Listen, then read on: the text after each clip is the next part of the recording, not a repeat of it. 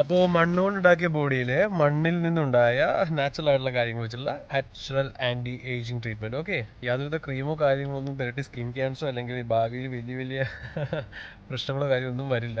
നമുക്ക് നമ്മുടെ കരളും കിഡ്നി ലങ്സും എല്ലാം പെർഫെക്റ്റ് ആയിട്ട് കൊണ്ടുകൊണ്ട് നടക്കാൻ പറ്റും. നമ്മുടെ സ്കിന്ന് ഇതെല്ലാം ഓക്കെ.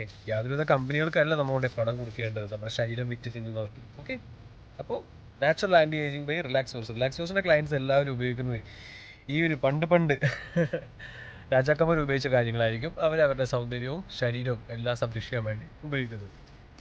ഈ കുളിക്കണതിനൊപ്പം തന്നെ നമ്മുടെ ലിംഫാറ്റിക് പോയിന്റ്സ് ഉണ്ട്. ഓക്കെ, ഇവിടെയുണ്ട് അങ്ങനെ അതൊക്കെ നമ്മുടെ ക്ലാസ്സിൽ പറഞ്ഞു തരും. അപ്പോൾ ഇവിടെയെല്ലാം ആ ഒരു പ്രഷർ കൊടുത്തിട്ടായിരിക്കും നമ്മൾ അതെല്ലാം ചെയ്യുന്നത്, ആ ഒരു ബാത്തിങ്. ഓക്കെ, അപ്പോൾ ഇതെല്ലാം അടങ്ങുന്നതായിരിക്കും ആ ഒരു നാച്ചുറൽ ആൻറ്റി ഏജിങ് ട്രീറ്റ്മെൻറ്റ്. ഇല്ല യാതൊരുവിധ പരിസ്ഥിതി കാണുന്ന പോലെ ക്രീം പറ്റുന്നു വെളുക്കുന്നു അതൊന്നുമല്ല. ഓക്കെ, അതൊക്കെ ആ കമ്പനിയുടെ ബെനിഫിറ്റ്സ് മാത്രമായിരിക്കും, നിങ്ങളുടെ ബെനിഫിറ്റ് ആയിരിക്കില്ല. അപ്പോൾ അതെല്ലാം കൂടി ആകുമ്പോഴായിരിക്കും ആ ഒരു നാച്ചുറൽ ആൻറ്റി ഏജിങ് ട്രീറ്റ്മെൻറ്റ് ആവുന്നത്.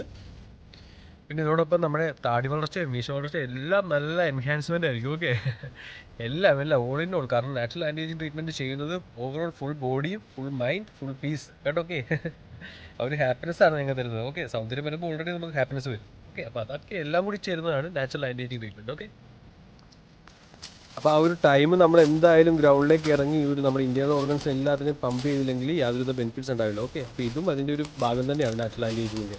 മണ്ണിലേക്ക് ഇറങ്ങണം. ഓക്കെ, വിഡ്ഢികളായ അമേരിക്കക്കാർ ഇംഗ്ലീഷുകാരാണ് നമുക്ക് ഇതിനെ എയറാന്ന് പഠിപ്പിച്ചത്. നമുക്ക് ശരിക്കും വേദങ്ങളിൽ ഇത് പ്രാണയാണ്, അതായത് പ്രാണം തന്നെയാണ്. അപ്പം ശുദ്ധമായ ഫൈറ്റോൺസൈഡ്സ് ഉള്ള പ്രാണവായു ഉള്ളിൽ കയറ്റി അതോടൊപ്പം തന്നെ ശുദ്ധമായ വെള്ളം, ഭൂമിയടുത്ത വെള്ളം കുടിച്ചാൽ മാത്രമേ ഇതെല്ലാം സാധിക്കൂ. ഓക്കെ,